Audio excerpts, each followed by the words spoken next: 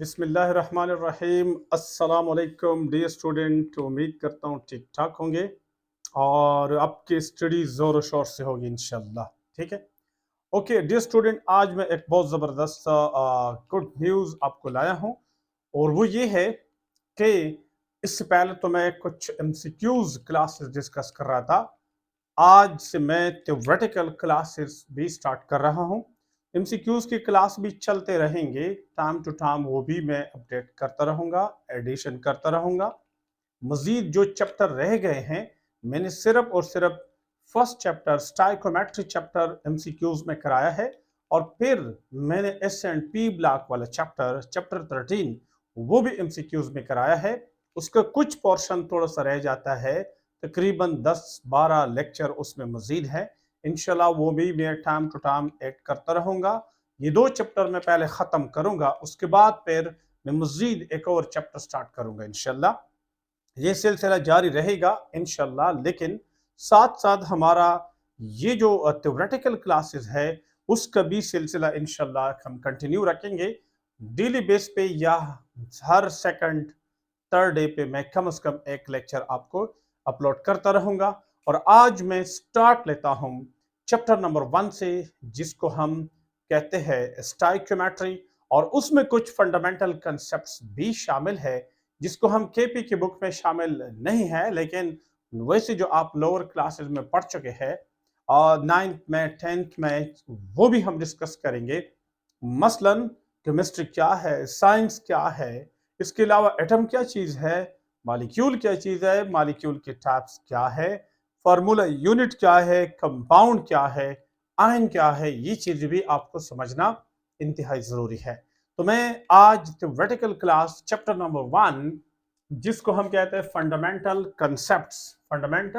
Concepts और साथ साथ स्टाइकोमेट्री, केपी की बुक में हम उनको क्या कहते हैं, स्टाइक्योमेट्री, और कुछ उनके साथ में एडिशनली फंडामेंटल कंसेप्ट्स, जैसे मैंने नाम ले लिए, बुनियादी बुनियादी डिफिनीशन है।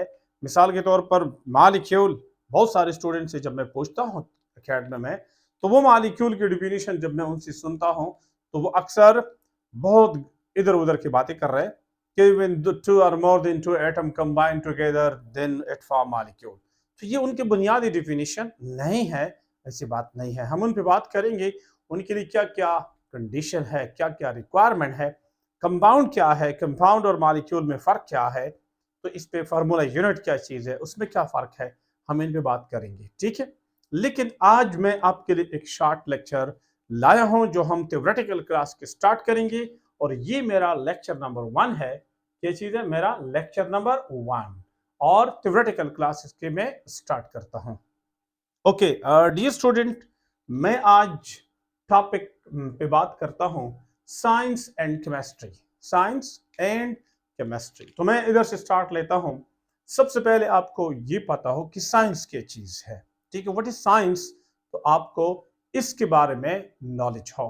तो मैं यहां से स्टार्ट लेता हूं डियर स्टूडेंट। साइंस, हम इनको, साइंस तो बहुत बड़ी दुनिया है, लेकिन अगर हम शॉर्ट अल्फाज में कुछ समराइज करके उनको डिफाइन कर ले तो कुछ इस तरह हम डिफाइन कर सकते हैं। मुख्तलिफ डिफिनीशन बन सकते हैं, जो भी यही मैसेज दे देता है, यही मतलब दे देता है, वो सारे ठीक है।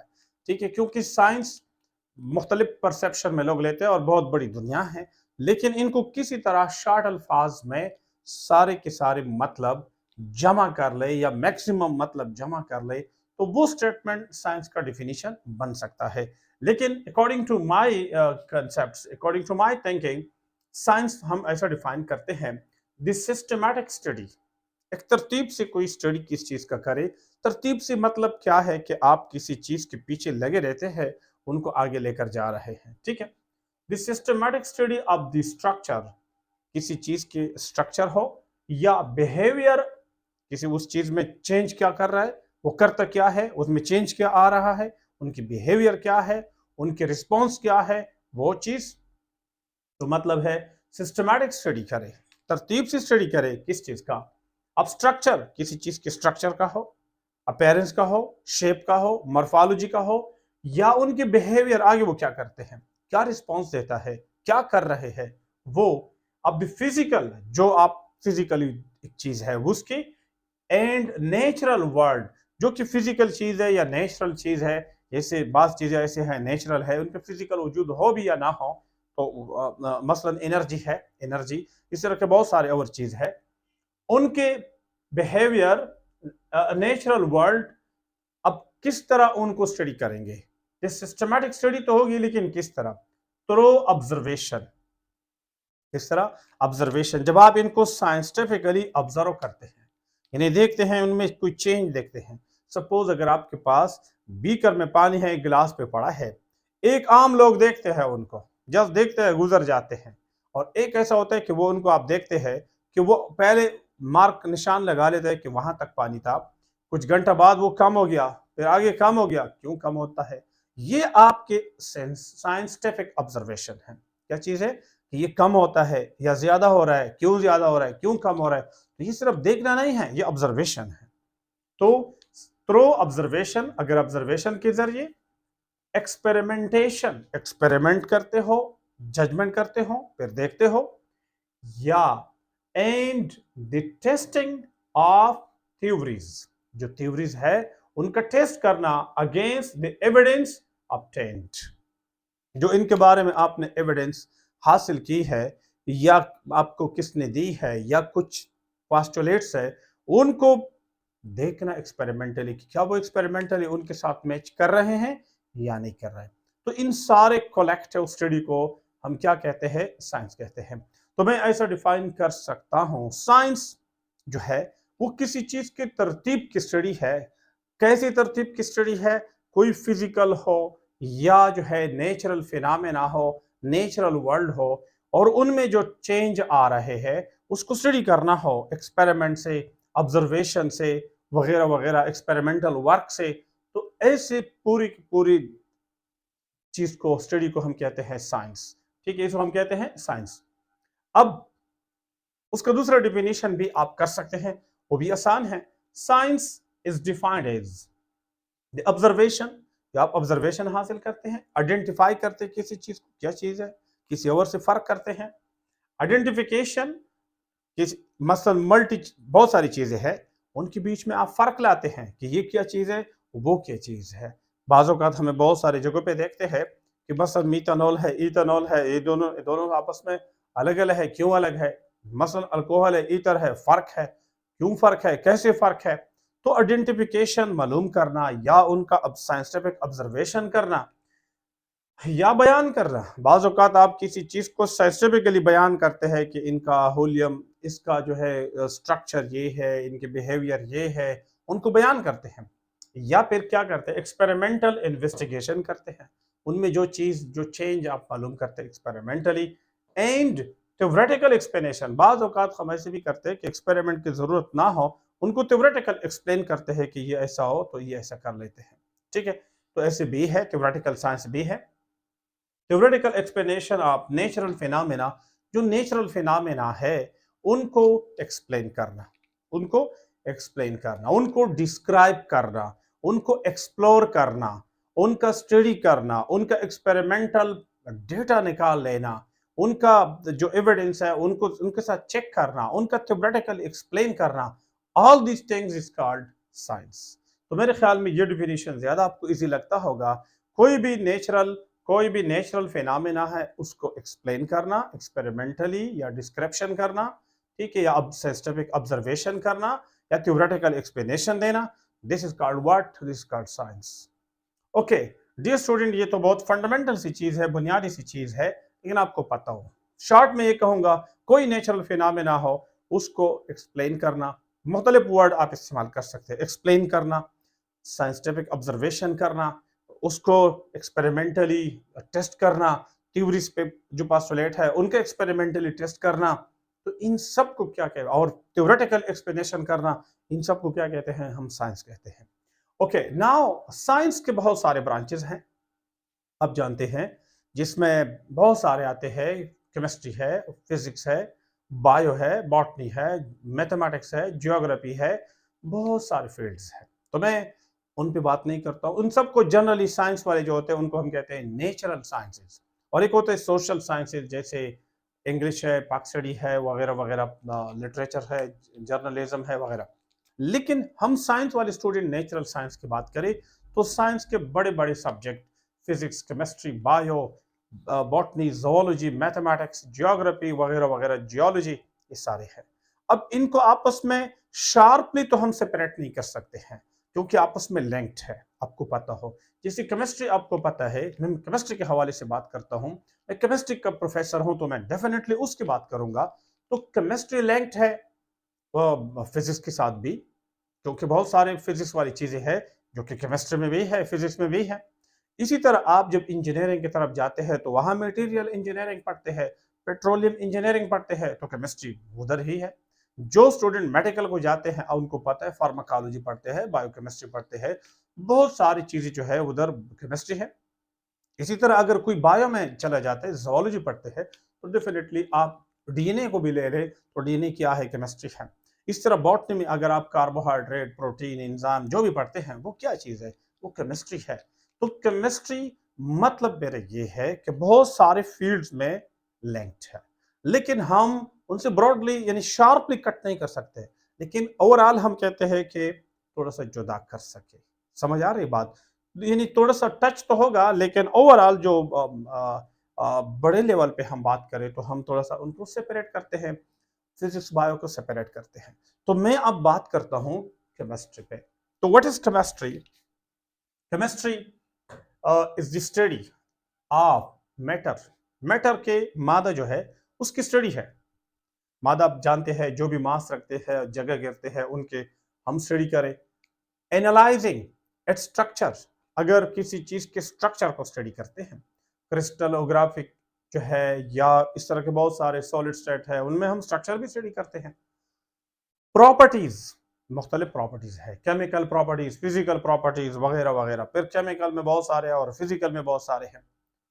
एंड बिहेवियर, और उनके अंदर बिहेवियर चेंजेस, रिस्पॉन्स देखते हैं टू सी व्हाट हैपन, कि उनके अंदर क्या बिहेवियर होता है, क्या चेंज आता है, और जब वो किसी केमिकल चेंज से गुजरते हैं या जब वो किसी फिजिकल चेंज से गुजरते हैं। तो इस सारी स्टडी को हम क्या कहते हैं, उसको हम कहते हैं केमिस्ट्री। तो शॉर्ट बात ये है, केमिस्ट्री, केमिस्ट्री वो फील्ड है जिसमें हम मैटर की स्टडी कर ले और उस वक्त एनालाइज करे, स्टडी करे उनके स्ट्रक्चर को, उनके प्रॉपर्टीज को, और साथ साथ जब उसके बिहेवियर में जो चेंज आते हैं, उनके रिस्पांस में, उनके प्रॉपर्टीज में जो चेंज आते हैं, जब वो किसी केमिकल चेंज से गुजरते हैं या फिजिकल चेंज से गुजरते हैं, तो इन सारे किस्म के स्टडी को हम क्या कहते हैं, केमिस्ट्री कहते हैं। तो शॉर्ट अल्फाज में आप कह सकते हैं कि मैटर जब भी undergoes through a chemical or physical change, और फिजिकल केमिकल चेंज से पहले भी अगर आप उनके स्ट्रक्चर वगैरह, प्रॉपर्टीज वगैरह, कुछ इस किस्म के बिहेवियर स्टडी करते हैं तो वो भी हैं। तो उनके स्ट्रक्चर, प्रॉपर्टीज, बिहेवियर और उनके वो बिहेवियर, वो चेंजेस जब वो किसी केमिकल चेंज से गुजरते हैं या फिजिकल चेंज से गुजरते हैं, उन सारे किस्म की स्टडी को हम क्या कहते हैं, केमिस्ट्री कहते हैं। ठीक है। अब केमिस्ट्री जो है it is also known as a central science. मैंने पहले भी बात की, अगर आपको आपका ख्याल था, कि केमिस्ट्री ऐसा सब्जेक्ट है जो मेडिकल, आप जानते हैं कि मेडिकल कॉलेजेस के स्टूडेंट भी उनके टेस्ट में भी केमिस्ट्री है, और जो इंजीनियरिंग पढ़ते हैं उनकी भी केमिस्ट्री है। और अक्सर जब बाकी फिजिक्स वगैरह को अगर थोड़ा सा कम भी कर लेता है, लेकिन बायो के लिए जो है केमिस्ट्री को कम नहीं करते हैं। इस तरह इंजीनियरिंग वाले में भी ज्यादा कम नहीं कर सकते हैं। क्यों नहीं कर सकते हैं? क्योंकि उसके आगे इंपॉर्टेंस बहुत ज्यादा है, क्योंकि दोनों में लिंक्ड है, दोनों में। तो इसको हम कहते हैं मदर सब्जेक्ट भी है साइंस में, और सेंट्रल साइंस भी आप कह सकते हैं, ये सेंट्रल साइंस भी है। ओके। फिर मैं जो बात करता हूं, केमिस्ट्री के अंदर बहुत सारे ब्रांचेस हैं। मिसाल के तौर पर ऑर्गेनिक केमिस्ट्री, इनऑर्गेनिक केमिस्ट्री, और इसके अलावा फिजिकल केमिस्ट्री, इसके अलावा एनालिटिकल केमिस्ट्री, इसके अलावा बायोकेमिस्ट्री, बहुत सारे और है, thermochemistry, electrical chemistry, environmental chemistry, biochemistry और एनालिटिकल केमिस्ट्री, बहुत सारे हैं। लेकिन हम एक एक ब्रांच के डिटेल में यहाँ नहीं जाते हैं। हमें थ्रू आउट जो भी इंटर लेवल पे एफएससी लेवल तक जो भी कोर्सेज है, तो हम इंशाल्लाह one by one chapter discuss करेंगे, उसमें वही वही ब्रांच डिस्कस होगा। जैसे सेकंड ईयर में आपके ऑर्गेनिक है, इनऑर्गेनिक है, बायोकेमिस्ट्री है, एनवायरनमेंट है, इंडस्ट्रियल केमिस्ट्री है, एनालिटिकल केमिस्ट्री है। फर्स्ट ईयर में आपका जो है एनालिटिकल एंड फिजिकल केमिस्ट्री ज्यादा है, तो हम उसमें फिजिकल केमिस्ट्री बात करेंगे। तो इंशाल्लाह मैं डिटेल में बात करूंगा, ब्रांचेस पे मैं ज्यादा बात नहीं करता हूं। मेरा अगला लेक्चर डियर स्टूडेंट क्या होगा, मेरा अगला लेक्चर होगा, जैसे मैंने यहां लिखा था साइंस एंड केमिस्ट्री, तो मेरा अगला लेक्चर होगा एटम एंड एलिमेंट। और जब मैं वो डिस्कस करूंगा उसके बाद मैं बात करूंगा मॉलिक्यूल एंड कंपाउंड। मॉलिक्यूल क्या है, कंपाउंड क्या है, फर्क क्या है, मॉलिक्यूल में क्लासिफिकेशन है वो क्या है, उसके बाद फिर मैं फार्मूला, यूनिट, आयंस, इन पे बात करूंगा, और उसके बाद फिर मैं स्टाइकोमेट्री पे आ जाऊंगा। तो पहले बुनियादी छोटी छोटी बातें करूंगा, उसके बाद जो है इंशाल्लाह फिर हम स्टाइकोमेट्री पे आएंगे। ओके डियर स्टूडेंट, आपसे ये गुजारिश जरूर है कि जब मैं आपके लिए टाइम निकाल लेता हूँ, और आपको जो भी स्टूडेंट है दूर दूर है, जो नहीं आ सकते हैं, सिटीज में नहीं आ सकते हैं, अकेडमीज में नहीं आ सकते हैं, तो आप पे कम से कम ये हक बनता है उनका, वो बच्चे जो अफोर्ड नहीं कर सकते हैं, जो आ नहीं सकते हैं, अब हॉस्टल में स्टे नहीं कर सकते हैं, डेफिनेटली आजकल बहुत ज़्यादा इन्फ्लेशन है, बहुत ज़्यादा महंगाई है, बहुत ज़्यादा प्रॉब्लम्स है, तो लोग अफोर्ड नहीं कर सकते हैं। लेकिन हम चाहते हैं कि तालीम सबको मिले जैसे भी हो, और कम से कम आजकल ये कि एंड्रॉयड मोबाइल तकरीबन लोगों के पास मौजूद है। स्टूडेंट अगर हम मना भी कर लेते हैं कि ना रखो, मुख्तलिफ कॉलेजेस में हम मना करते हैं, नहीं नहीं नहीं ये मना है, बैन है, लेकिन आपको पता है जब हम पूछ लेते हैं 70-80% 90% स्टूडेंट के पास मोबाइल मौजूद होते हैं। बावजूद इसके के मना है, लेकिन मौजूद होते हैं, हॉस्टल में होते हैं, घरों में रहते हैं, कॉलेज में होते हैं, तो ये उनके पास होते हैं। तो जब ये इनके पास है, तो अब हमने बच्चों को ऐसा गाइड करना है कि इसी मोबाइल का वो इस्तेमाल सही कर ले, बजाय इसके कि हम हकीकत से मुंह फेर ले कि नहीं नहीं मोबाइल इस्तेमाल बना है, नहीं है, नहीं है, नहीं है, हम कहते हैं नहीं है, लेकिन उनके पास तो मौजूद है ना, बच्चों के पास तो मौजूद है। तो जब ये मौजूद है तो बच्चों को अपडेट करो ताकि इनसे वो फायदा ले ले। तो जिनके पास ये मोबाइल मौजूद है वो इनसे फायदा ले ले, डेली बेस पे, रोजाना बेस पे 30-25 मिनट, 20 मिनट, 15 मिनट एक लेक्चर आप देख सकते हैं यूट्यूब पे। तो ये इनका पॉजिटिव इस्तेमाल है। दूसरी बात ये कि जो बच्चे दूर दूर है, जो कि नहीं आ सकते, अफोर्ड नहीं कर सकते हैं, या उनकी घरेलू प्रॉब्लम है, मुख्तलिफ किस्म के प्रॉब्लम्स है, तो उनके लिए क्या है, या गाइडलाइन नहीं है उधर, तो आप पे थोड़ा रिस्पॉन्सिबिलिटी बनता है कि ये चीज उनको भी पहुंचा दे, शेयर कर दे, एक पॉजिटिव कंपटीशन बन जाए अमंग द स्टूडेंट, टैलेंट के बुनियाद पे कंपटीशन बन जाए, न के नकल, न के दूसरे दो नंबर तरीकों से। जैसे अभी मेडिकल कॉलेजेस के टेस्ट में हुआ, ब्लूटूथ का इस्तेमाल हुआ, मैं उनके स्ट्रांगली खिलाफ हूँ, बहुत ज्यादा खिलाफ हूँ। मैं आपको पता है मैंने जो है 2018 में जब टेस्ट लीक हुआ था ईटा का, तो मैंने उनके खिलाफ इतना एक्शन लिया था, मैंने एक स्टेटमेंट दी थी, मैंने अपना नंबर शेयर किया था, मैंने सबको, एफआईए डायरेक्टर को, ईटा डायरेक्टर को, उस वक्त जो केपी का खासकर जो मिनिस्टर था, परवेज खटक मिनिस्टर था, उसको मैंने उसमें टेक किया था, उसमें बताया था कि आप जो भी इन्वेस्टिगेशन चाहते हैं मैं बता सकता हूँ, मैं तैयार हूँ। कि स्टूडेंट ने मेरे पास कांटेक्ट किया है, उसका मोबाइल कांटेक्ट नंबर मेरे पास थे, और जो आप लोग टेस्ट ले चुके हैं वो ऑलरेडी क्या है, वो ऑलरेडी आउट था। लेकिन मुझे तो पता नहीं था, बीइंग अ टीचर, हम स्टूडेंट जब आते हैं रास्ते में खड़ा करते हैं, सर ये कैसे है, तो हम उनको बता देते हैं कि बेटा ऐसा है।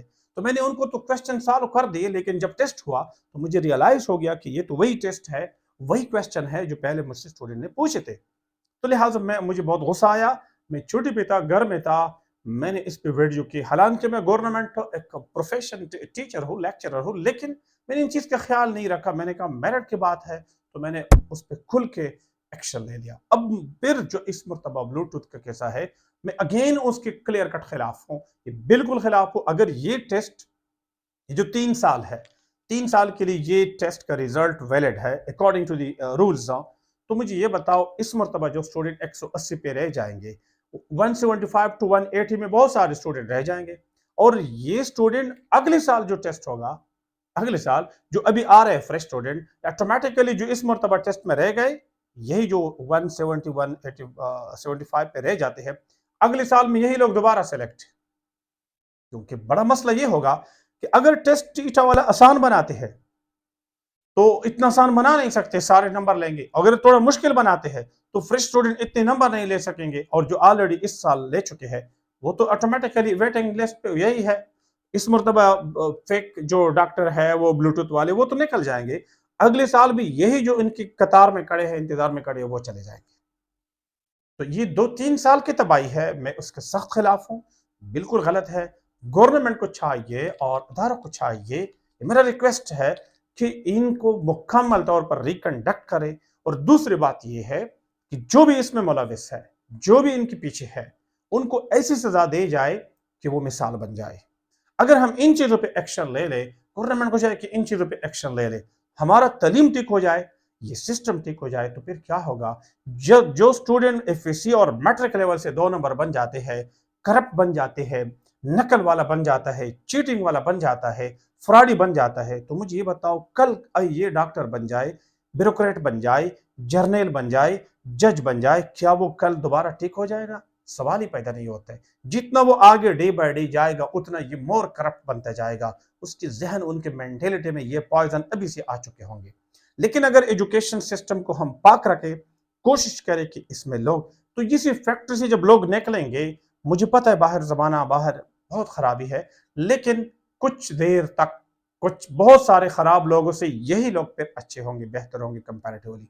मैंने बात लंबी की, मुझे इतना नहीं करना चाहिए थी, लेकिन मेरा दिल चाहता है कि ये रिकंडक्ट हो जाए और ऐसे ना हो। तो इंशाल्लाह स्टूडेंट, मेरा आपसे रिक्वेस्ट है कि इस वीडियोस को, इस जो मैं स्टार्ट कर रहा हूँ थ्योरेटिकल क्लासेस, इनको मैक्सिमम लोगों तक पहुँचाए ताकि मैक्सिमम लोग इनसे फ़ायदा ले लें, और इंशाल्लाह इसको आपको भी इस अजर मिलेगा। और दूसरी बात यह है कि वो जो गरीब स्टूडेंट उनसे फ़ायदा लेते हैं, उनकी भी अच्छाई हो जाएगी इसमें। Thank you. अल्लाह आपको खुश रखे।